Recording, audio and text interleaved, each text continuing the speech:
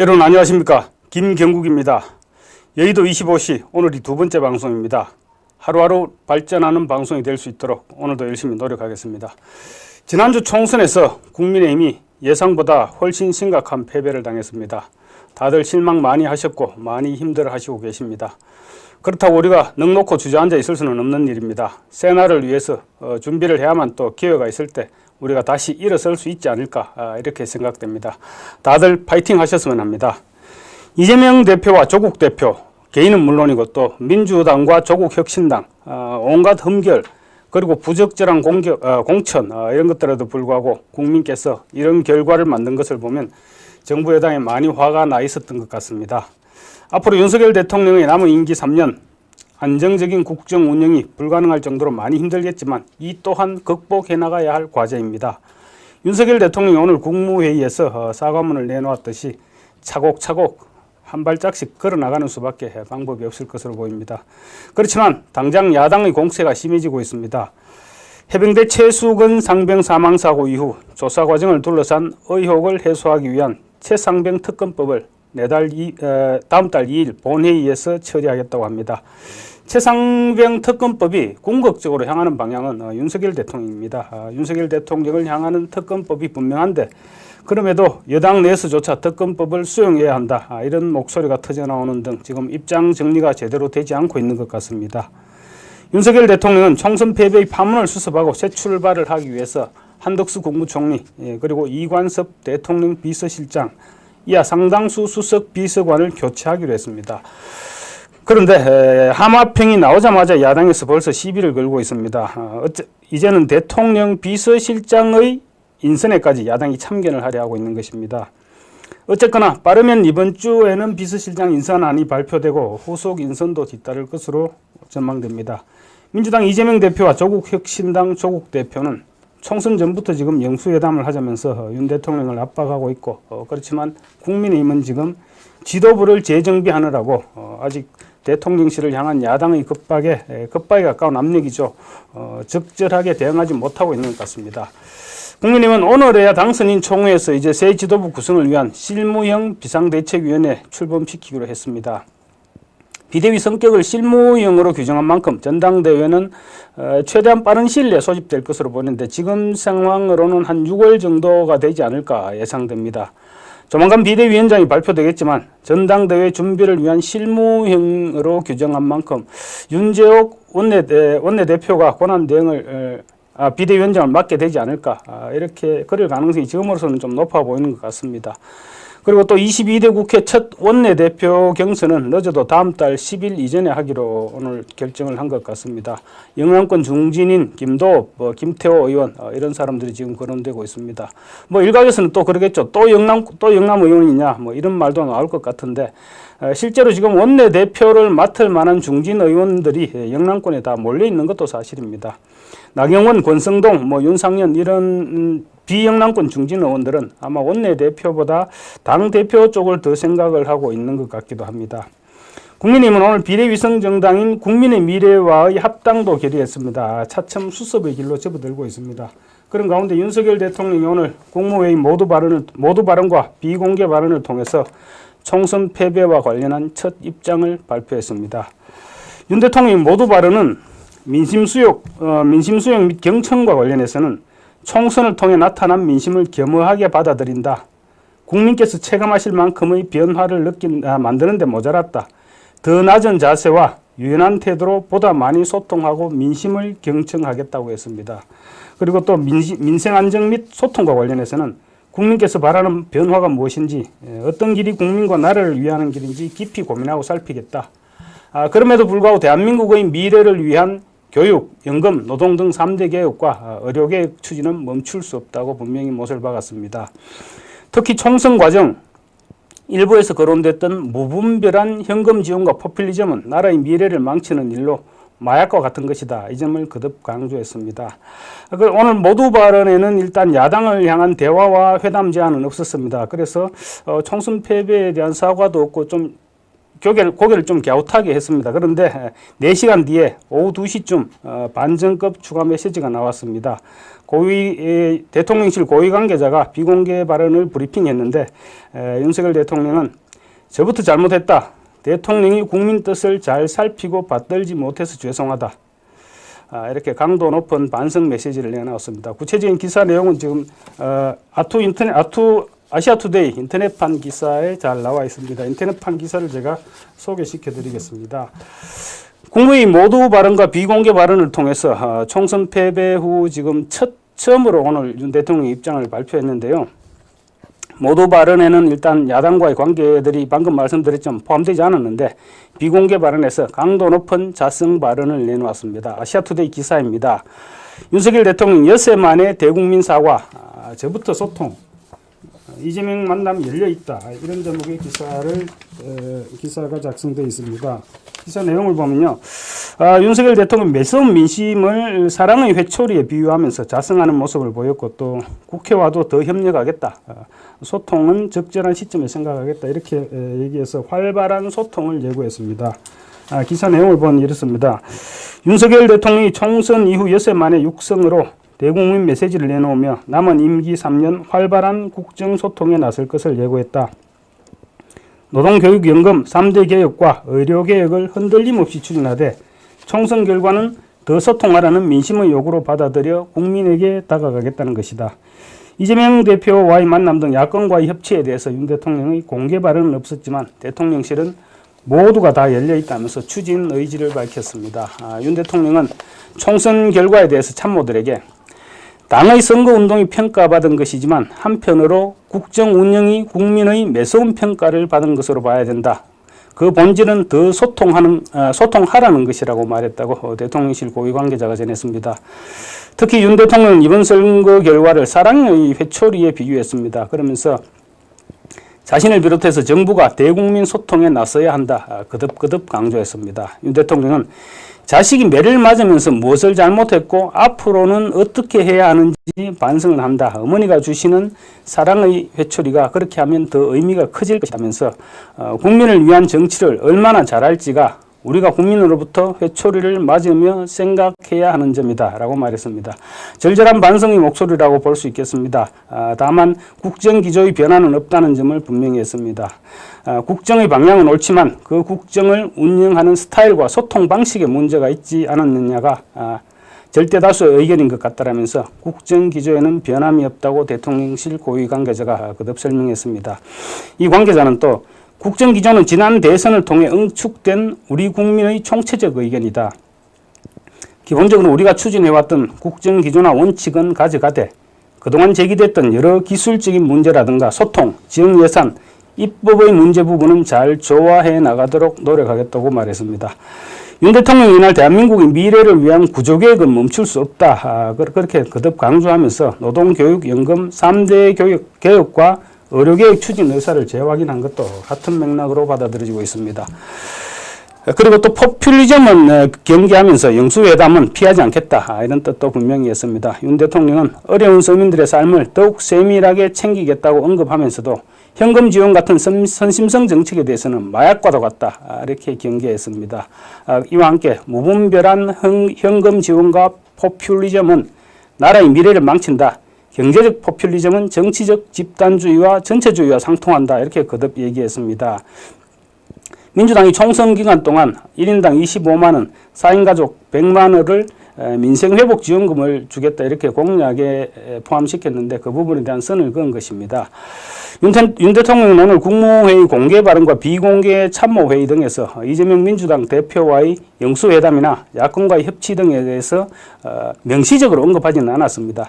그렇지만 소통과 관련해서는 국회와도 긴밀하게 더욱 협력해야 할 것이다. 민생 안정을 위해 예산과 법안은 국회에 잘 설명하고 더 많이 소통해야 한다. 이렇게 강조했습니다. 이와 관련 대통령실 관계자는 영수회담 개최 가능성에 대해서 윤 대통령이 국민을 위해서라면 못할 게 뭐가 있느냐라고 말했는데 그 안에 답이 있다. 그러니까 영수회담 충분히 할 수 있다. 이런 언급을 했던 것이죠. 이 대표가 대장동 개발 비리 의혹 등으로 수사를 받고 있다는 점에서 사실은 지금까지는 범죄자를 만나서 잘못된 신호를 줄 수 없다. 이런 생각이 윤석열 대통령의 생각이 강했는데 이제는 총선 전 입장과는 그 같은 입장과는 분명히 달라진 그런 생각을 드러낸 것입니다. 또 이 관계자는 5월 말 시작되는 22대 국회 여당의 지도체제 완비 등을 언급하면서 어떤 시점이 국회와 소통하기 적절한지 생각해야 한다고 설명했습니다. 여당 지도부 구성 이후 적절한 시점에 영수회담을 검토할 수 있다는 말인 것 같습니다. 이 가운데 대통령실은 취임 100일 이후 진행되지 않았던 기자회견 그리고 출근길 문답 그러니까 지난번에 우리 가졌던 도스태핑이죠. 출근길 문답도 제기하는 그런 방안도 지금 고민하고 있다고 합니다. 지금 이제 오늘 윤 대통령 모두 발언에서 국민을 22차례 언급하고 민생은 11번, 민심은 3번을 언급을 했답니다. 그래서 국민들이 체감할 수 있는 정책 성과를 내겠다고 거듭 강조했습니다. 윤 대통령의 달라진 모습 아마 우리가 기대할 수 있을 것 같습니다. 다음으로 아시아투데이 칼럼 소개해 드리겠습니다. 고성국 주필 어제자 칼럼인데요. 충격 속에서도 지켜야 하는 것들 제목입니다. 충격적인 총선 결과를 바라보는 시각과 앞으로 또 해야 할 과제들 그런 부분들을 짚었습니다. 패배주의에 빠져서 무작정 허덕일 것이 아니라 뚜렷한 방향성을 설정해두고 그 방향에 따라 전략적으로 나아가야 한다는 점을 강조했습니다. 다음 칼럼 내용입니다. 이번 총선 결과는 여러 가지로 충격적이었는데 진짜 충격은 범죄 피의자로 2심에서 징역 2년형을 선고받고 그런 사람이 창당한 신당이 바람을 일으켜서 12석의 제3당에 올랐다는 사실이다. 이렇게 지적했습니다.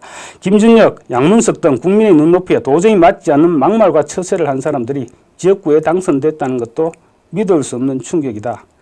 이들에게 표를 몰아준 민심을 어떻게 해석해야 하나 이런 고민의 일단을 드러냈습니다. 한동훈 위원장은 비대위원장직을 사퇴하면서 어떤 경우에도 국민의 판단은 옳다고 했는데 한국 정치가 언제부터 옳은 쪽이 선택되지 못하고 선택된 쪽이 옳은 것이 되는 전도된 사회가 되었을까 이런 의문을 던졌습니다. 그리고 충격은 공포와 패닉을 가져오고 공포와 패닉은 무기력과 패배주의를 만연시킨다. 지금 여권의 상황이 그렇다. 국민의힘 당선자들 중 벌써 일부가 지금 내각 총사퇴를 주장하는 사람도 있죠. 그리고 지금 누군가 희생양이 돼야 한다는 그런 주장을 하면서 그 희생양에 윤석열 대통령만한 사람을 찾기 어려우니까 윤석열 대통령을 그 희생양에 올리고 있는 것이 아니냐 이런 지적을 했습니다. 그럼에도 필자는 이런 식의 투기적 방식으로는 국민 전환이 불가능하다고 지적했습니다. 예를 들면 한덕수 총리를 지금 이제 사퇴시키면 현실 가능한 대안이 사실은 없죠. 왜냐하면 한덕수 국무총리 같은 경우는 국회에서 임명동의안이 표결 처리가 통과가 돼야 되죠. 표결 처리 통과되기 위해서는 지금 무려 192석의 야당의 눈치를 볼 수밖에 없는데 지금 한덕수 총리를 사퇴시키면 야당의 입맛에 맞는 총리를 내세울 수밖에 그럴 수밖에 없는 처지인 것입니다. 이것이 지금 현실입니다. 그렇게 되면 대통령의 인사권은 훼손되고 또 대통령의 국정운용 주도권의 완전한 포기로 귀결될 수 있다. 이렇게 우려했습니다. 그러면서 또 가장 황당한 요구는 내용과 대안이 없는 국정운영 기조의 전환 요구다라고 지적했습니다. 대통령이 가장 공들여 왔던 한미동맹 강화 그리고 한미일 삼각 안보체제 구축을 중단하라는 것인가 아니면 노동, 교육, 복지, 의료 계획을 중단하라는 것인가 그도 아니면 과학기술 강국과 민생 현안 챙기기를 그만두라는 말인가라고 지적했습니다. 아마도 이들의 주장은 윤석열 대통령의 통치 스타일 그중에서도 야당과의 소통, 당정대 소통을 더 적극적으로 하라는 것인 것 같은데 일단 이러한 문제의식에 근거해서 제기된 정무장관직 신설에는 적극적 공감한다고 말하면서 호랑이에게 물려가도 정신만 차리면 산다고 했는데 지금 참패에 얼이 빠지고 기가 꺾여서 지레 위축돼 버린다면 공포의 전념과 집단 패닉을 피할 수 없고 그 결과는 자멸할 수밖에 없다. 이렇게 경계했습니다.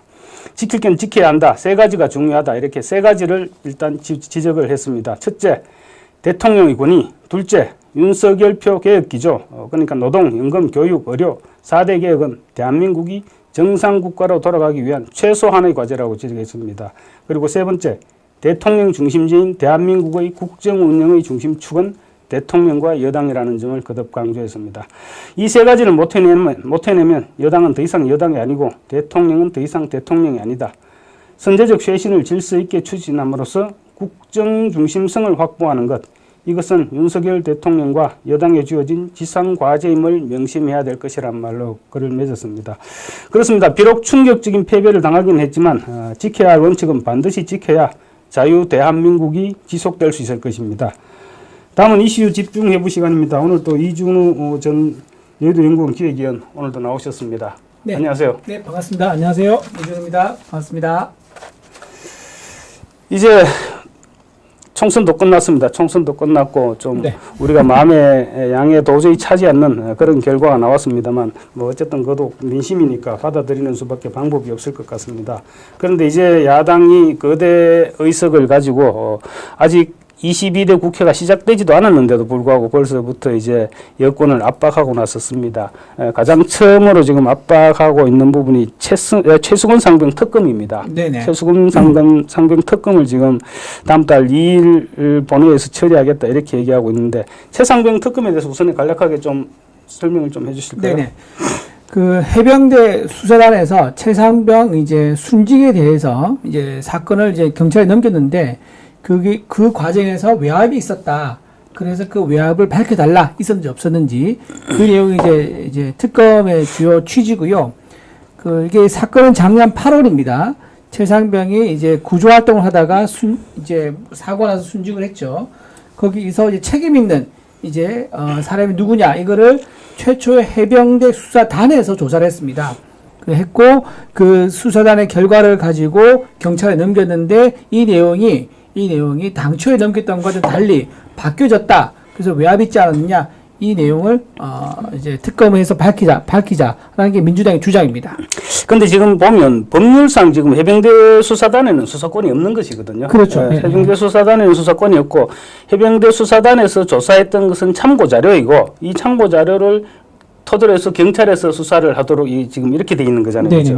그런데 지금 이제 어쨌든 그 해병대 수사단에서 사단장을 비롯한 8명이 혐의가 있다. 이렇게 돼서 이종섭 당시 장관이 이제 경찰에 넘기겠다고 장관이 서명을 했던 거죠. 그렇죠.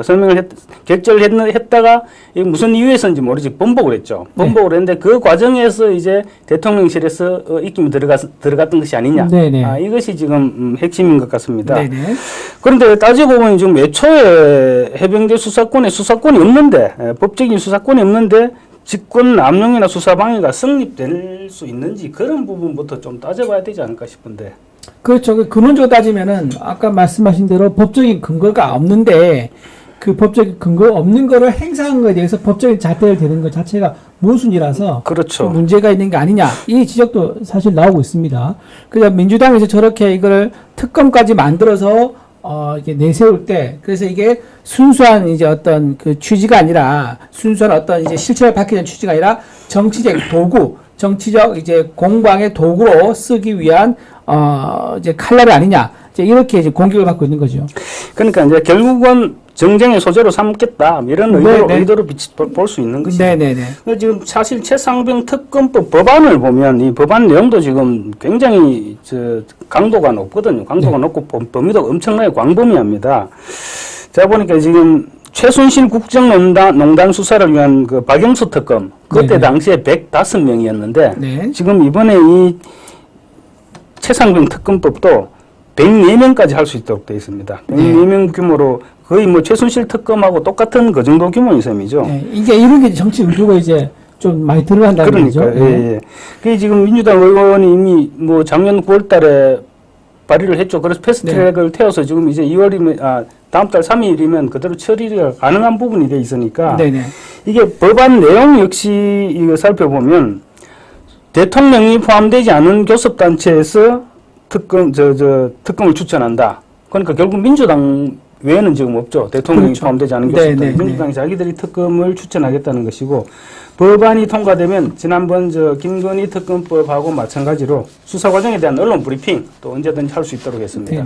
매일매일 중계 방송을 하겠다는 것인데 그리고 수사 대상으로는 사망 사건 경위와 함께 대통령실과 국방부 등의 직무유기 및 직권 남용까지 다 포함되어 있습니다. 그래서 사실상 윤 대통령 역시 수사 대상에 포함됐다. 이렇게 볼 수 있는 부분이거든요. 그렇게 이런 걸로 볼 때 야당이 최상병 특검을 통해서 궁극적으로 노리는 부분 과연 어디까지일 것 같습니까? 우선 이제 대통령 흔들기고요. 지금 이걸 통해서 이제 국정 운영권을 주겠다, 주도권을 주겠다, 이제 이런 건데, 아마 이거를 가지고 대통령 탄핵까지 노리지는 않을 거예요. 실제 탄핵까지 노리려면 헌재에 들어가서 탄핵 사유가 명확해야 됩니다. 그렇죠. 그 입장이 굉장히 어렵습니다. 탄핵까지 하면 어려운 것 같은데, 적어도 대통령이 흔들어서 민주당이 얘기한 레임덕은 확실히 만들 수 있겠다라는 게 민주당의 생각인 것 같아요. 여기서 조국은 이제 한 숟갈 얹어가지고 이제 한동훈 특검법 같은 여러 특검법 얘기하지 않습니까? 그런 특검법들을 연이어서 때려가지고 대대적으로 만들겠다. 그러니까 즉 지금 집권당을 이제 정부를 흔들어서 제대로 이제 국정 운영을 못하도록 하겠다. 이런 노골적인 의지를 지금 드러내고 있다 이렇게 보입니다. 그러니까 뭐 사실은 이 최상병 특검을 통해서 지금 우리 헌법 65조에 보면 이제 대통령 탄핵 요건이 뭐 헌법을 위반한 중대한 죄를 저질렀거나 뭐 직무유기 및 범죄 행위를 저질렀었다 이럴 때도 있는데 아마 최상병 특검으로 윤 대통령이 그런 부분에 뭐 저촉되는 걸 찾아낼 수는 없을 겁니다. 찾아낼 수는 없을 건데 지금 계속 이런 누적시켜 나가겠다는 그렇죠. 거죠. 잽을 여러 번 날려서 계속 누적시켜서 언젠가는 크게 한번 터뜨려 보겠다 이렇게 얘기하고 있는 것 같은데, 그런데도 불구하고 지금 국민의힘 내부에서도 지금 호응하는 사람들이 있습니다. 안철수, 조경태 이런 중진들은 최상병 특검법 국회에서 본회의에서 찬성표 던지겠다 이렇게 지금 주장하고 있는데, 이런 부분들에 대해서는 좀 어떻게 보십니까? 일단 이제 민심은 늘 옳다. 이제 그 기조에서 보면은 지금 우리가 이제 총선 참패한 것에 대해서 이제 받아야 한 거 아니냐. 민심의 뜻이 그렇다. 우리는 그거를 우리식으로 해석하지 말고 이 의석수 그대로 받아서 우리가 받아줘야 된다라고 이제 안철수, 조경태 이제 당선인은 말하는 것 같아요. 근데 이제 정치적으로 보면 실제로 이거 국정 운영을 책임 있는 행동을 하는 이제 통치권자 입장에서 보면은요. 그렇게 좀 하기가 좀 곤란하죠. 왜냐면은 이게 당선 이제 득표를 보지 않습니까? 그러면은 45%대 50%예요. 맞죠. 즉 55% 포인트 차이로 해가지고 의석수가요 90대 161이 나왔습니다. 그러니까는 전체 모든 국민 예를 들어 한 7, 80%가 그렇게 뜻을 모아줬다면 그게 의석수에 그대로 반영됐다 그러면 안철수, 조경태의 이제 뜻이 좀 맞을 수 있겠죠. 근데 지금 아주 첨예하게 아주 비등비등하게 의견이 갈리고 있는 부분인데, 우리 집권 여당의 이제 당선인이 그런 이제 편승하는 민주당의 어떤 요구에 편승하는 어떤 발언을 한 것에 대해서는 저는 조금 적절하지 않았다, 이런 생각이 좀 합니다. 그래서 뭐 이렇게 풀이하면 어떨지 모르겠지만, 안철수, 조경태 이런 분들은 또 묘하게 또 다른 당에서 넘어온 사람들입니다. 다른 당에서 넘어온 사람들인데, 네. 사실은 지금 이런 시점에서 여당이 지금 얼마나 큰 위기입니까? 최대 위기인데, 이런 시점에서 그렇게 중구난방으로 좀 떠들 게 아니라 신중하게 당의 의견을 모아 중진점 되면 당의 의견을 모으는 그런 절차 부분에 목소리를 더 내야 될 텐데 지금 좀 안타깝다. 이런 생각을 하지 않을 수가 없을 것 같습니다. 그렇죠. 그래서 오늘 이제 윤석열 대통령께서 오후에 두 번째로 담화할 때 만날 시기는 적절한 시기가 이제 있을 거다라고 얘기했잖아요. 예. 근데 그게 굉장히 이제 큰 변화를 준 것 같아요. 아예 처음부터는 피의자의 관점에서 내가 왜 만나야 하느냐. 이제 검사 시절의 입장을 얘기한 거죠. 하지만 대통령이 되어보고 나서, 그리고 총선에서 패배하고 나니까, 내가 검사 시절의 시각에서 갇혀 있었구나. 대통령 입장에서 제1야당의 대표를 인정해줘야겠다라는 것을 본인이, 이제 깨달았을 겁니다. 그래서 아마 전향적으로 만나겠다는 신호를 준 거고, 만약에 영수회담이 이루어진다 그러면은 아마 이런 특검법, 이런 것들이 속도 조절을 하든가 아니면 이게 아마 아예 이제 취소되든가 이럴 가능성도 열려 있는 상태입니다. 그런데 아마 이제 영수회담을 한다든가 그런 진전이 있을 경우에는 민주당에서는 이재명 대표 부분에 대해서 상당히 뭔가 요구를 하지 않을까, 뭐 물밑으로라도 요구를 하지 않을까 이런 생각도 저는 또 지울 수가 없는. 그렇죠. 이재명 대표가 지금 혐의가 짙은 게 지금 뭐 여러 가지가 있지 않습니까? 나중에 뒤에 또 말씀드리겠습니다. 네네네. 국민의힘 새 지도부가 아니고 국민의힘이 오늘 당선인 총회를 가졌죠. 당선인 총회를 가지고 이제 앞으로 새 지도부를 어떻게 꾸려 나갈 것인지 이 부분을 오늘 당선인 총회에서 논의한 것 같은데, 우선에 이제 말 그대로 비상대책위원회 전당대회 준비를 위한 비대위를 구성하기로 했는 것이죠. 네, 그렇죠. 예. 실무형 비대위원장을 이제 원내대표인 그 윤재욱 원내대표가 맡기로 했고요. 그 실무형 비대위원을 꾸리기로 그렇게 이제 발표가 났죠. 그래서 이 꾸린 이유가 뭐냐면 처음에는 조기 전당대회를 할 것이냐 했는데 조기 전당대회 열려면은 조기 전당대회 위한 또 조직이 필요합니다. 그래서 이제 실무형 비대위원이라고 하는 거고요. 새로운 밖에서 비대위원장을 데리고 오는 거는 시간이 너무 촉박해서 할 수도 없고 그런 분을 모시기도 어렵다라는 판단한 거고요. 그렇게 하는 이유가 뭐냐면 원래 조기 전당대회를 해서 6월달 그러니까 국회가 5월 31일에 열리죠. 5월 30일에 열리죠. 네, 예. 그래서 6월에 조기 전당대회를 열어가지고 정식으로 우리 그 집권당의 이제 지도부를 구성해서 카운터 파트 역할을 해야 된다라는 판단을 그렇게 한 것 같습니다.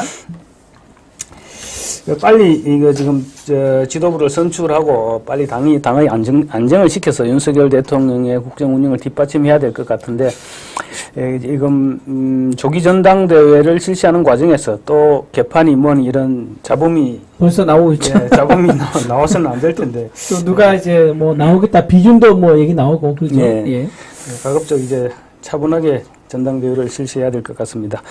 이 지금 일각에서 지금 한동훈 비대위원장 컴백 얘기까지 나오고 있는데 이런 부분 지금 앞으로 지금 필요한 리더십 지금 이 순간에 필요한 리더십은 어떤 리더십이고 또 한동훈 비대위원장 뭐 본인은 걷고 아니고 또 주변에서도 아니다고 얘기를 하는데 한동훈 비대위원장은 부분에 대해서는 어떻게 생각하는지 이 부분을 한번 일단 지금 저희 이제 우리 국민의힘 보수에 필요한 리더십은요. 지금 당장 필요한 거는 수습의 리더십이죠. 수습의 리더십이고 지금 총선 패배의 충격을 어떻게 잘 수습할 것이냐 이 리더십이 필요한 건데 이 리더십 거꾸로 다시 말하면은 유연하게 보수 우파의 가치를 유연하게 이제 실현시킬 수 있는 이런 리더십이 필요하다는 얘기 같아요.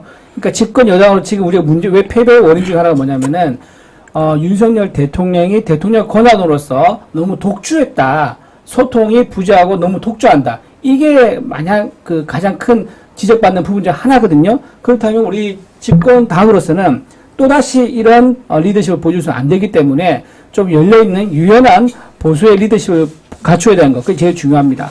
근데 지금 한 가지 좀 아쉬운 부분이 뭐냐면은 지금 민주당 같은 경우는요. 지금 투사들 되게 많이 이번에 당선시켰어요. 예를 들면 뭐 정청래는 당에 들어갔고 추미애 그렇고 그다음에 그 김준혁, 양문석 최민희 이런 이제 민주당의 전사들이 엄청 많이 나왔는데 아쉽게도 우리 보수 정당에서는 그런 전사들이 잘 안 보입니다.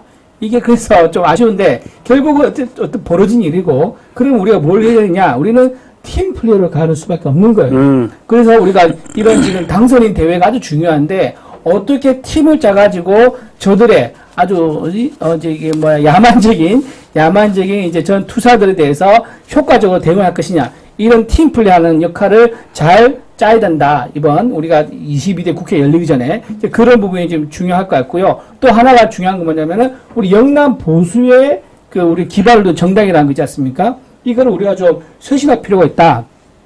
수도권 정당으로 가는 길이 무엇인가 그 방안을 모색하는 그런 리더십이 나오면 좋겠다는 생각이 듭니다. 이번에 수도권에서도 역시 우리 122석인가요? 121석인가요? 그 중에서 우리가 얻은 게 20석도 안 됩니다. 그래서 이런 상황에서 우리가 수도권에서 계속 이런 식으로 가면은요, 다음 총선에서 승리한다는 가능성이 매우 떨어지겠죠. 그런 보장이 없습니다. 그래서 영남 기반의 정당을 극복해서, 극복해서 이걸 이제 배제하자는 게 아닙니다. 이걸 뛰어넘어서 수도권 정당으로 가는 길을 열어줄 수 있는 지도자, 이런 이제 리더십이 필요하다. 그렇게 말씀드리겠습니다. 이 사실 이제 그 방금 말씀하신 정확한 지적인데, 근데 지난번 총선 이후에 우리가 4년 내내 사실은 그런 부분에 대해서 고민을 해왔었거든요. 그렇죠. 어떻게 하면 영남권 정당에서 탈피할 것이냐. 4년 내내 고민하고 또 나름대로 왜 바깥에서 볼 때는 만족하지 못했을지 모르겠지만 나름대로 치열하게 고민을 해왔던 것도 사실입니다. 네. 고민을 해왔던 것도 사실인데 결국은 이제 이런 결과가 또 나타났습니다. 결과가 또 나타났는데 지금은 이제 제가 생각할 때는 우선에 이제 당을 지금 소수 108석입니다. 108석 소수당으로 지금 뭐 175석이 될 수도 있고 192석이 될 수도 있고 그렇죠. 저 야당을 상대해야 하는 만큼 일단 당을 확실하게 결집시킬 수 있는 리더십이 우선 필요할 것 같고요. 네네. 확실하게 당을 뭉칠 수 있는 리더십 그리고 또 이제 대통령실과 원활한 소통을 할 수 있는 그런 정도 좀 나름대로 경륜도 필요하지 않겠나. 뭐 당대표 정도 되면 그 정도 경륜은 있을 수도 있지만 지금 또 일각에서는 또 뭐 젊은 초선들 당대표로 내세우자 이런 얘기도 있으니까 뭐 그런 부분도 당 안에서 절충을 해야 유현진 의원도 얘기 나오고 김재섭 의원 그렇죠. 얘기 나오고 예, 절충을 해야 네네네. 되겠죠. 그리고 또 대통령한테도 또 이렇게 지금처럼 너무 경직된 스타일이 아니고 좀 부드럽게 대통령에 접근해서 좀 민심을 정확하게 사실은 민심은 당에서 이렇게 물론 이제 뭐 대통령실에서 민정수석실 아니면 뭐 법률수석실을 부활시켜서 어떻게 뭐 민심을 이렇게 전해받게 되는 통로를 새로 만들지는 모르겠습니다만 어쨌거나 민심은 당에서 많이 접하게 되죠. 그런 민심을 요령 있게 대통령에게 전달하고 대통령이 아 그래 저 민심이 이렇구나 이번에 오늘 저 담화를 국무회의에서 말씀하셨듯이 민심이 이렇구나 이런 민심을 느끼고 받아들일 수 있는 그런 사람이 또 그런 리더십도 필요하지 않을까 대통령에게 그런 전달할 수 있는 그런 리더십도 필요하지 않을까 뭐 그런 생각도 맞습니다. 그래서 오늘 그 윤지호 원내대표가 그래서 레드팀 얘기를 했어요. 그 민심을 좀 제대로 생생하게 발굴해서 그거를 이제 정부에 전달할 수 있는 그런 팀이 우리 당에서 필요하다. 그래서 아마 레드팀 만든다는 얘기도 아마 좀 우리가 의미 있게 좀 볼 수 있을 것 같습니다. 그래서 제가 뭐 조금 건너뛰어서 말씀을 드리면 비서실장 이제 이번에 새로 교체를 한다니까 네. 우선에 뭐 레드팀을 만들면 좋죠. 레드팀을 만들면 딱 좋을 것 같고 만약에 레드팀이 안 될 경우 당 비서실장이라도 그 정도 역할을 할 수 있는 그 정도 역할을 충분히 할 수 있는 그런 비서실장이 필요하지 않겠느냐. 그리고 제가 사실은 정치부 기자를 하면서 과거부터 칼럼도 한 번씩 쓰고 그랬었는데 이 대통령에게 진짜 필요한 건 쓴소리를 할 수 있는 그렇죠. 사람이거든요. 맞습니다. 그래서 윤석열 대통령 초반에 저도 그런 얘기도 했었는데 아예 처음부터 쓴소리를 할 수 있는 뭐 장관급, 뭐 쓴소리 특보라든지 네네. 이런 사람을 한 명 하는 게 어떻냐 이런 주장도 하기는 했었는데 뭐 아직도 3년이 남았으니까 늦지는 않았는 것 같고요. 어쨌든 그런 쓴소리를 대통령이 충분히 들을 수 있는 그런 자리를 하나 만드는 것도 윤석 원내대표가 얘기를 했다니까 괜찮은 방안인 것 같습니다. 그래서 비서실장 기대가 많이 됩니다. 대충 떠오르는 사람이 있는데 우리 국장 얘기도 있는데 어쨌든 기대가 많이 됩니다. 이번 주 정도 뭐 발표가 되지 않을까 싶습니다. 네네. 예. 검증하고 있다 하더라고요. 예. 지금 이제 민주당 얘기로 넘어가 보면 민주당이 지금 이제 또 이재명 구하기를 위한 정치 공세가 또 시작된 것 같습니다. 네. 지금 쌍방울 대북 불법 송금 사건 지금 이화영 전 경기도 평화부지사가 지금 구속되고 있죠. 구속되고 있는데 6월 7일입니다. 6월 7일 날 지금 1심 선고가 예정되어 있습니다. 네네. 그러다 보니까 지금 사실은 이화영 부지사가 대북 불법 송금과 관련해서 유죄 선고를 받으면 당시 지사였던 이재명 지사가 몰랐다는 게 또 상식적으로 납득이 안 되는 부분이거든요. 그렇죠. 예. 그래서 이거 지금 이화영이 유죄 선고를 받으면 이재명 대표도 굉장히 위기의식을 느끼고 지금 아마 뒤집기 공작에 나선 것 같습니다. 뭐 지금 뭐 공작이라고 표현하기는 아직 조금 이른 것 같긴 합니다만 어쨌든 뒤집기 작전에 지금 나선 것으로 보이는데 이화영 부지사가 지난 4일 재판에서 마치 검찰이 지금 검찰청사에서 죄수들끼리 술파티를 벌여주면서까지 조작 수사를 했던 것처럼 이렇게 지금 이제 주장하고 나섰죠. 그리고 이화영 부지사가 그렇게 주장하니까 민주당에서 전당적으로 당에서 총력을 기울여서 지금 뒷받침하고 있는 그런 방식인 것 같습니다. 민주당은 벌써 꽤 계획이 좀 치밀한 것 같은데 지금 아마 검찰과 국민의힘이 제대로 준비하지 않으면 또 자칫하면 또 뒤통수를 맞을 수도 있을 것 같은데 이 지금 개요가 어떻게 되는 것 같습니까? 이번 이화영 부지사 이 조작 사건. 그 좀 간단히 말씀드리면요. 지금 이화영의 주장입니다. 주장인데 그 검사가 이제 검사실 앞에 있는 창구라는 곳에 그 창구로 쓰이는 방에 자기를 불렀대요. 불러서 그 자리에 가니까 김성태 전 쌍방울 회장이 있었고 또 쌍방울 또 관련된 한 명 더 있었죠. 이렇게 3명, 이렇게 총 4명 정도 해가지고 거기서 회를 먹었다. 그러면서 소주도 한잔했다. 뭐 술이라고 하던데 소주인지 맥주인지 모르겠습니다. 술도 한잔했다. 라고 얘기를 합니다. 그러면서 하는 말이 뭐냐면 여기서 회유당해서 이재명 대표에 관련된 허위 진술을 했다. 그 허위 진술 내용은 뭐냐면요. 이겁니다. 이화영 이제 전 부지사가 북한에 송금하고 나서 그 송금을 했다. 그리고 그 영수증도 받았다. 이 내용을 이재명 전 경기도지사한테 현역일 때 보고를 했다는 거예요. 근데 이재명은 그걸 부인하고 있는 거고 이화영은 보고를 했다는 거고. 그래서 이 쟁점에서 이제 이화영 대표가 이화영 전 이제 전 부지사죠. 부지사가 이제 처음에는 이거를 재판때 시인을 했었어요. 내가 보고를 했다 시인했었는데 그게 이제 이런 일이 있었습니다. 이화영 전 부지사의 그 부인이죠. 부인이 재판장에서 막 소리를 지르는 거예요. 이화영 정신 차려 이렇게 하고 뭐 이화영 정신 차려 이러고 그리고 또 변호인이 바뀌었어요. 변호인이 바뀌어서 민주당에서 이재명 대표가 이제 추천하는 그렇게 알려져 있습니다. 추천한 사람이 이화영이 마크맨이 된 거죠. 이렇게 되면 어떻게 되냐면 자기 사건 관련돼 있지 않습니까? 이재명 대표는. 그렇죠. 그러면 이화영이 어떤 생각을 가지고 있고 어떤 증거를 가지고 있느냐, 어떤 진술이냐를 그대로 생방송으로 이제 이재명이 다 접할 수 있는 거죠. 이런 식으로 그 두 가지 사건이 엮인 이유로 이화영의 진술이 번복됐기 때문에 이런 게 좀 의심스러웠던 거고 이화영은 그 진술 번복을 자기가 뒷받침하기 위해서 실제로 난 진술을 이런 식으로 번복했다 근거를 대야 되니까 그거를 근거를 대기 위해서 이런 식으로 술을 마셨다라고 이제 진술을 했던 부분이 이제 나온 겁니다. 재판에서. 네.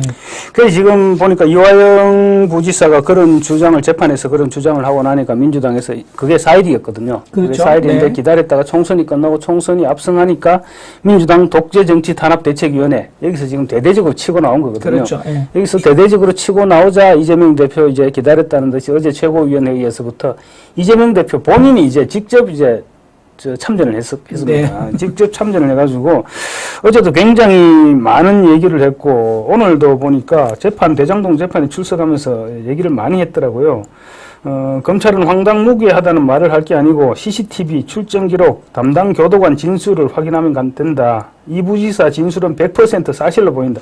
그러니까 지금 민주당 이재명 대표도 그렇고 어제 또 박찬대 최고위원도 그렇고 얘기를 하는 거 들어보면 이화영 부지사의 주장의 100% 팩트다 딱 묶어놓고 네네네. 사실 전제로 그 사실을 전제로 지금 계속 얘기를 네네, 하고 있거든요. 그렇죠. 예. 이게 지금 민주당의 핵심 보통 보면 이렇게 해왔었거든요. 네네네. 핵심 전략인 것 같은데 이 사실을 전제로 놓고 계속 두드리다 보면 국민들은 요 전제는 지금 안 변하는 걸로 돼버리거든요. 그렇죠. 지금 맞아요. 지금 민주당이 그런 전략을 쓰고 있는 것 같은데 이재명 대표 이런 전략에 또 전술 전략이 워낙 유능한 사람이죠. 네. 지금 이때까지 뭐 성남시장 선거하면서부터 온갖 추문과 설화가 많이 있었지만, 어쨌든 그 자기 세력들, 그러니까 지금 극렬 지지층이죠. 한총련과 경기 동부연합으로 이제 베이스가 되어 있는데, 그쪽에서 어쨌든 조직적으로 그를 여론적으로 잘 펼쳐가지고 지금까지 여기까지 왔습니다. 저는 이걸 뭐 잘했다 또는 극복해왔다 이렇게 말할 수는 없는 것 같고, 어쨌든 지금 여기까지 왔습니다. 그 연장선상에서 한 번 더 그 작전을 또 가동시키는 게 아닌가 이제 이런 생각이 듭니다. 아까 말씀드린 대로 전제를 깔고 이거를 무한 반복하는 거죠. 그러니까 코끼리를 생각하지 마 하면 어떻게 되죠? 코끼리만 기억에 남는 것처럼 그 전략을 쓰고 있는 겁니다. 지금 상방울에서도 그렇고 수원지검에서도 그렇고 뭐 터무니없는 얘기라고 지금 계속 얘기하고 있는데 지금 이 교도소와 검찰 수사를 받으면서 그런 음식물을 시켜 먹고 하는 게 이렇게 가능한 얘기인가요? 음식물 시켜 먹는 것 자체는 예. 뭐 가능할 것 같아요. 가능할 것 같아요. 왜냐면 그 조사관은 국밥 같은 거 시켜가지고 이제 예. 식사를 그렇긴 하잖아요. 하지. 예, 그래서 그렇긴 하지. 기자들이 왜 밖에서 국밥 그릇수 세가지고 몇 명인가 몇 명 조사받고 있다 이런 것도 막 이렇게 해서 보도 나오긴 했는데 음식물 시키는 건 가능하긴 해요. 근데 저는 이렇게 뭐 회에다가 술이 들어갔다는 것 자체는 조금 믿기 어렵다 생각이 듭니다. 그렇죠. 그 부분은 아무래도 믿기 어려운 일이고 그리고 지금 이화영 부지사가 만약에 그런 일이 있었다면 지금까지 침묵하고 있다가 지금 이제 4일날 그 얘기를 했고 8일날 아마 1심 검찰이 구형을 했죠. 예. 구형 직전에 그런 얘기를 주장을 했다는 게 저로서도 도저히 뭐 믿기지 않는 그런 얘기인 것 같습니다. 근데 왜 지금 이화영과 이재명 도대체 어떻게 얽혀 있길래 지금 이렇게까지 이재명 대표가 뛰어드는 걸까요?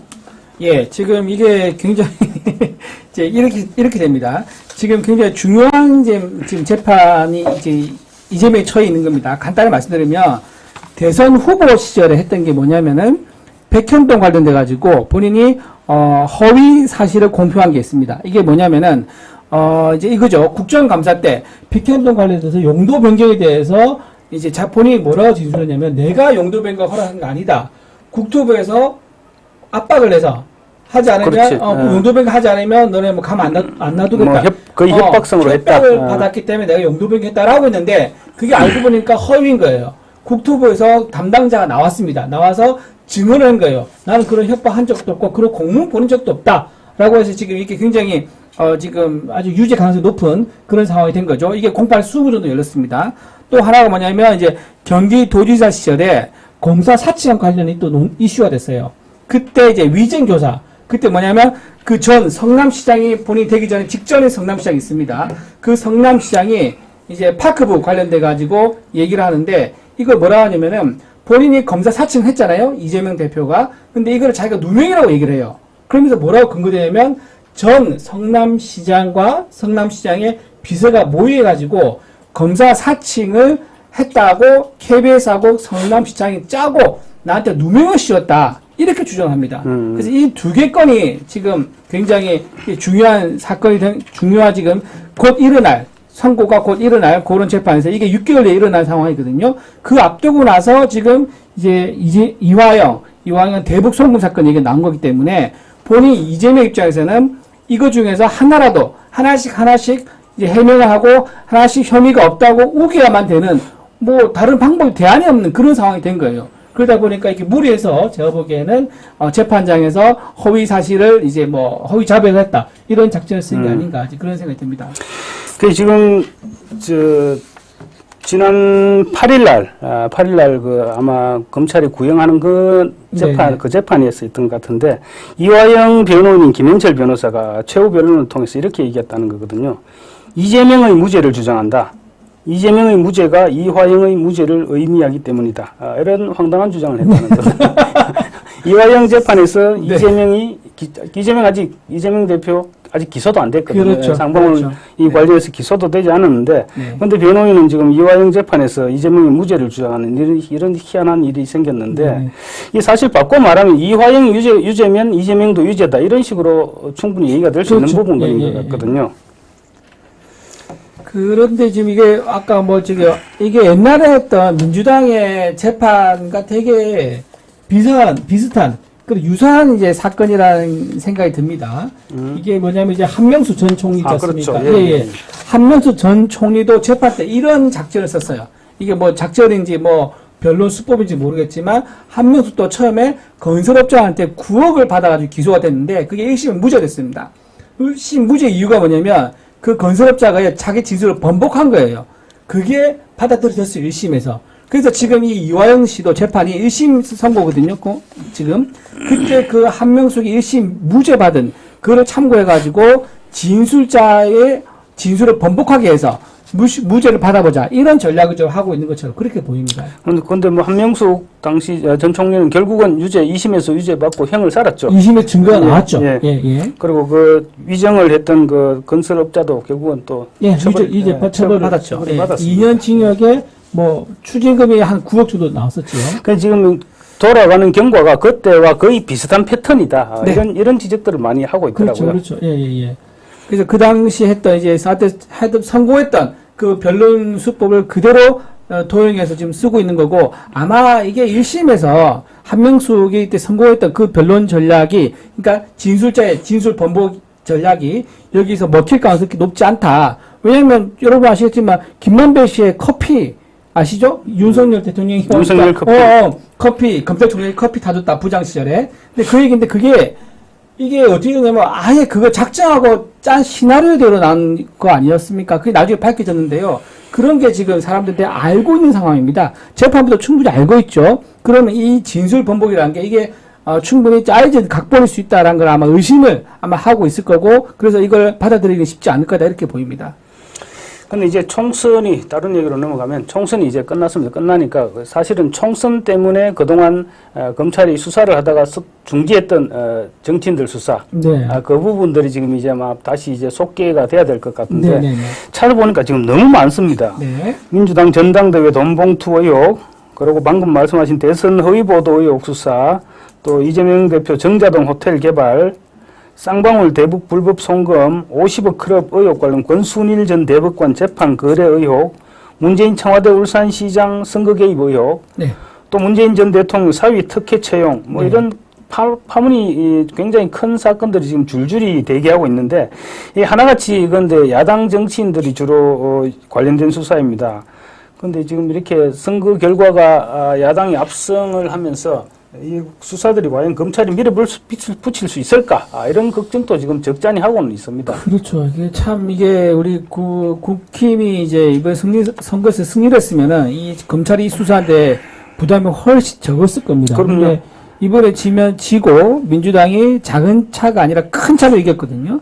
그러다 보니까 이 수사를 본격적으로 하거나 또는 재개하는 경우에 이게 보복 수사로 비춰질 수 있는 그런 부분 굉장히 부담을 느끼고 있을 겁니다. 그래서 과연 이게 증거가 완전 뚜렷하면 하겠지만. 그런데 아마 수사 과정에서 조그마한 꼬투리만 잡혀도 보복 수사다, 정치 이런 식으로 정치 수사다, 그렇죠. 이런 식으로 아마 물고 늘어질 것 같습니다. 그런데 당장 오늘 보니까 이제 돈 봉투 받은 의원들 지금 뭐 전부 이제 혐의를 일제히 다 부인을 하고 나섰더라고요. 네. 갑자기 자신감이 빵빵 이렇게 생기는 것 같습니다. 검찰이 이제 자기들 이제 기소 못할 거다, 이제 이래 보는 거죠. 재판이 유리하게 돌아갈 거다. 이제 이렇게 보는 거고. 그래서 지금 민주당에서는 이 지금 압도적인 의석수를 통해 가지고 검찰 개혁, 이거를 지금 조국도 그렇고 이재명도 그렇고 다 지금 밀고 있지 않습니까? 그럼 검찰 입장에서는 속도 조절을 본능적으로 하게 될 거예요. 내가 이 수사를 함으로 인해 가지고 검찰 개혁, 하여튼 수사권 조정이라든가 이런 것들 빨라진다 그러면은 아무래도 본능적으로 조직 보호에 대한 본능이 생기기 때문에 수사가 좀 더뎌지는 그런 효과는 분명히 있을 겁니다. 비슷한 얘기인데 오늘 홍준표 시장이 SNS에 또 묘한 글을 올렸습니다. 선거도 끝났으니까 송영길 대표도 풀어주고 돈봉투 사건도 불구속 수사하며 앞으로 전국을 풀어나가는 데 도움이 되지 않겠나. 뭐 죽을 쪄드지는 것도 아닌데 웬만하면 불구속 재판을 하는 게 맞지 않을까요?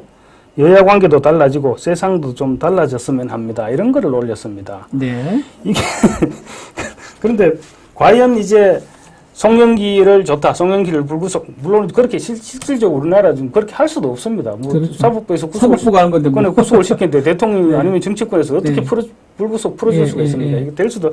홍준표 시장도 사실은 법률가 출신인데 이런 엉뚱한 얘기를 했습니다. 엉뚱한 얘기를 했고, 그리고 또 만약에 그렇게 가능해서 풀어줬다고 칩시다. 풀어줬다고 치면 그게 야당에서 아이 고마워 이렇게 하겠습니까? 더 가열차게 대여 투쟁을 하겠죠. 예. 그러니까 당신들이 결국은 정치 수사를 했는 게 드러난 거 아니냐. 역시 우리가 죄가 없으니까 풀어주는 것 아니냐. 이런 식으로 나올 거거든요. 그렇죠. 예. 그런데 홍준표 시장이 알만한 사람이 왜 이렇게까지 얘기를 하는지 저는 모르겠습니다. 아마도 이제 본인의 대선 가도를 위해서 이렇게 중간중간에 현안이 있을 때마다 메시지를 내고 어떤 이제 공격수로서 존재감을 드러내는 게 자기 대선 가도에 도움이 된다고 생각한 것 같아요. 그렇죠. 지금 사실은 뭐 근래 들어와서 한동훈 위원장에 대해서도 계속 사실 애인이 어떠냐 하면서 계속 비난을 했었죠. 그렇게 하니까 결국 주변에서 경쟁자를 내치기 위해서 그런 것이 아니냐, 뭐 이런 지적을 받고, 또 심지어 어제 김경률 전 비대위원 같은 경우 개소리에 비유했죠. 네, 개통령이라고 김동신가 김종신가? 네, 그분 만나서 얘기해봐라 그렇게 비유도 하고 그랬는데요.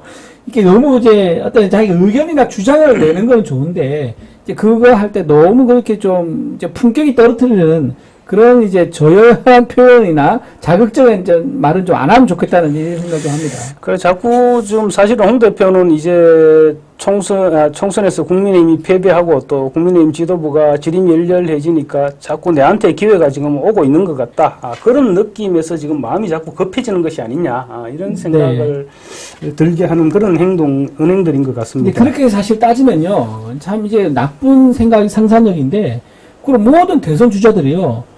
다 잘못되길 바라야 돼요. 내가 있는 집권당이 다 잘못되고 다 심판받아야지. 그렇지. 자기한테 기회가 올 거라 생각하잖아요. 근데 그렇게 바랄 거라고 생각 자체가 대단히 잘못된 거 아닙니까? 참 상상할 수 없는 상상을 하게 만드네요. 어쨌든 홍준표 시장은 여러 가지로 방금 말씀하신 것처럼 여러 가지로 상상을 하게 만드는 그런 언행을 하고 있는 것 같습니다. 어제 조국 혁신당 당선인 전원하고 조국 대표 양산 평산마을로 갔다가 이제 김해 봉화마을에서 워크숍을 했었죠.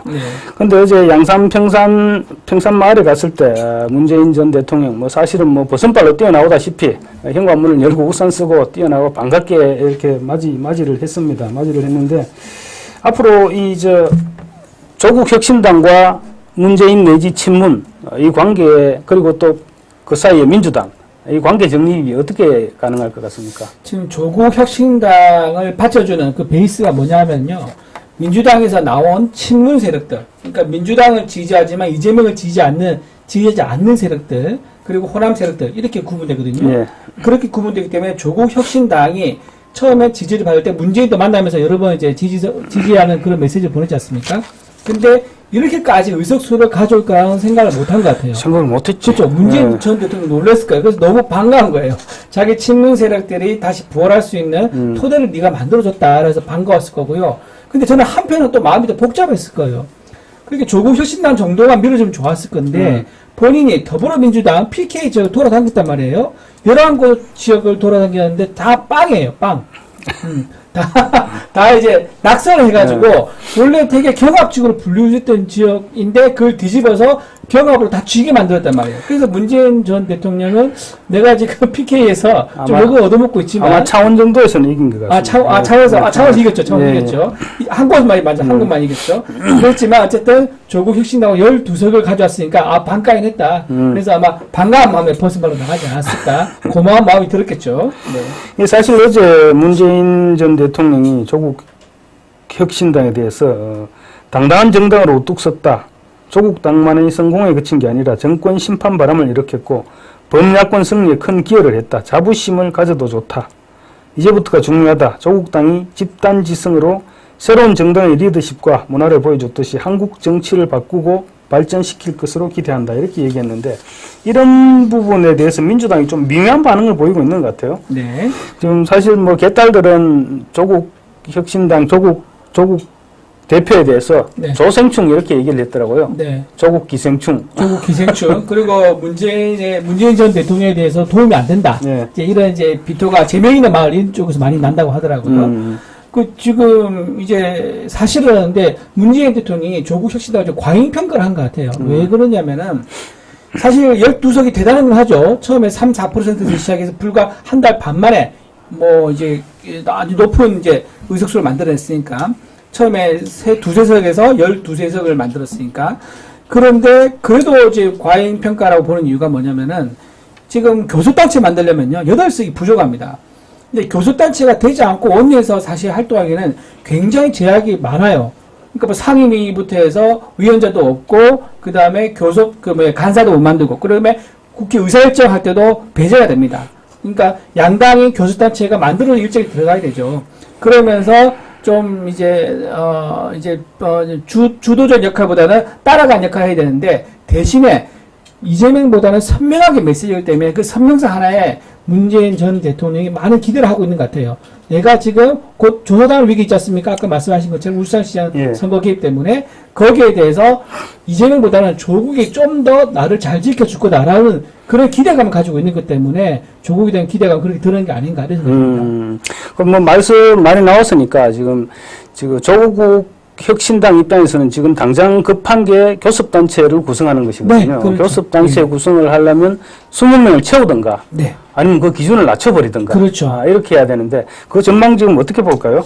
그 기준을 낮추는 게 그러면 10석으로 낮추면은 교섭단체 되는 거죠. 그렇죠. 그런데 민주당이 그걸 해줄 리가 저는 없다고 봅니다. 사실은 이재명 대표가 총선 과정에서 교섭단체 문턱을 낮추겠다 이런 얘기는 했었거든요. 얘기는 분명히 했었는데 아마 이재명 대표 말 바꾸는 그 정도 말 바꾸는 거야.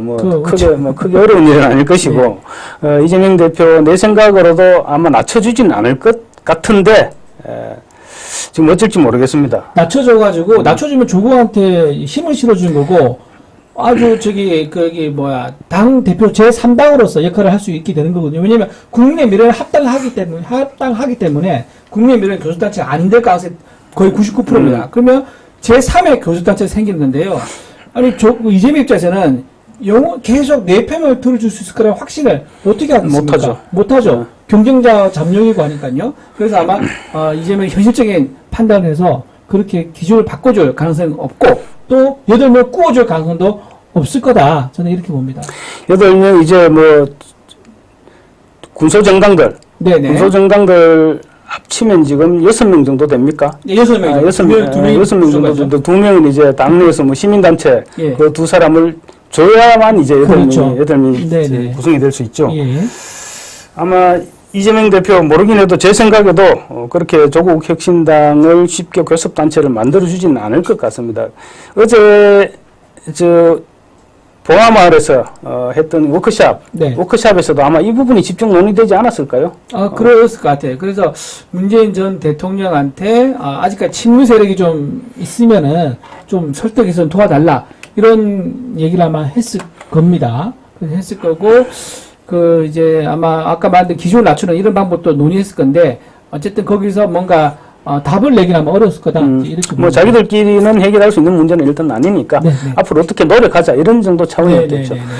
그런데 어제 이제 알고 보니까 워크샵에서 조국 혁신당 재밌는 결의를 했더라고요. 5가지 다짐 뭐 네. 이런 결의를 했던데 그중에 뭐 하나 비즈니스 탁 얘기도 있고 한번 좀 소개를 시켜줘 보시죠. 예. 비즈니스 이제 타지 말자 그거 있었고 골프 이제 치지 말자. 그다음에 가상화폐 투자하지 말자. 이제 이런 것들이 대표적인 겁니다. 그 중에서 제가 약간 황당했던 게 뭐냐면, 그 비행기 비즈니스 타지 말자는 얘기를 했단 말이에요. 근데 본인이 이렇게 여러분 들으면 어떻습니까, 말이? 마치 본인이 평소에 비즈니스 안 타고 다니는 것처럼 들리잖아요. 그렇잖아요. 네. 근데 웃긴 게 뭐냐면, 불과 며칠 전에 본인이 제주도 갈 때 비즈니스를 타고 갔어요.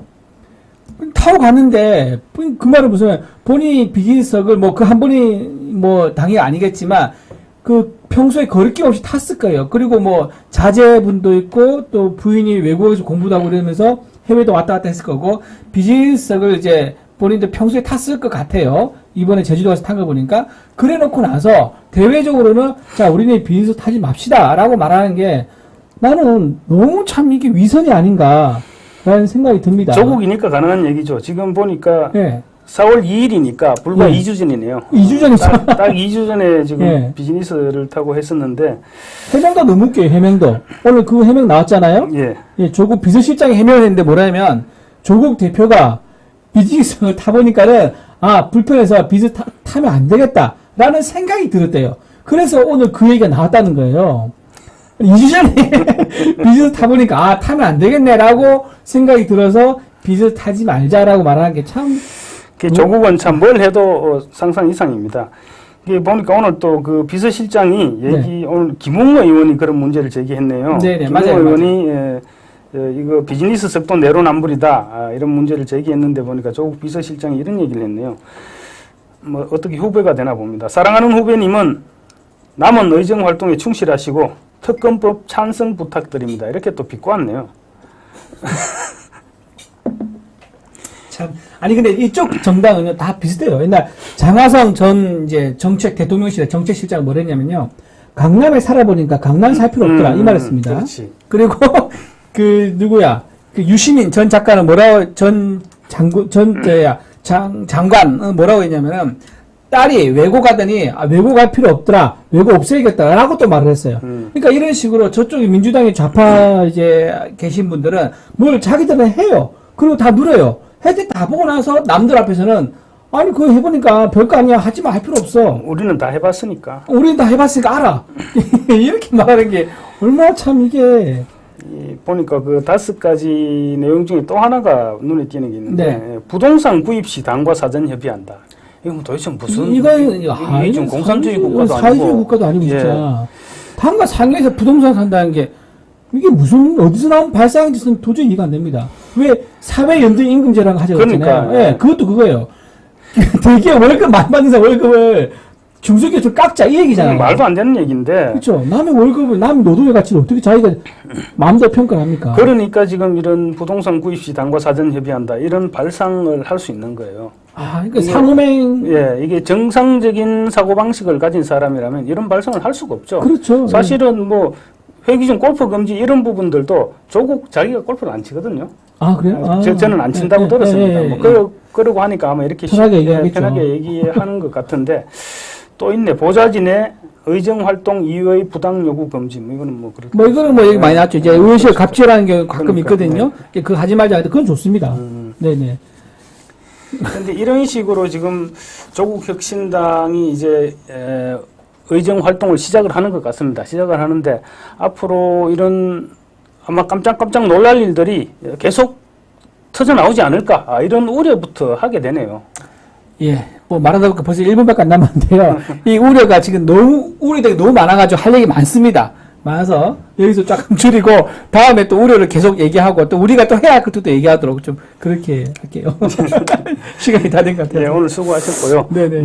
여러분들께서 어떻게 보셨는지 모르겠습니다. 저희들은 나름대로 열심히 준비하고 또 열심히 한다고 노력을 했습니다. 노력을 했는데 차츰차츰 아마 좋아지도록 그렇게 또 더 노력을 하겠습니다.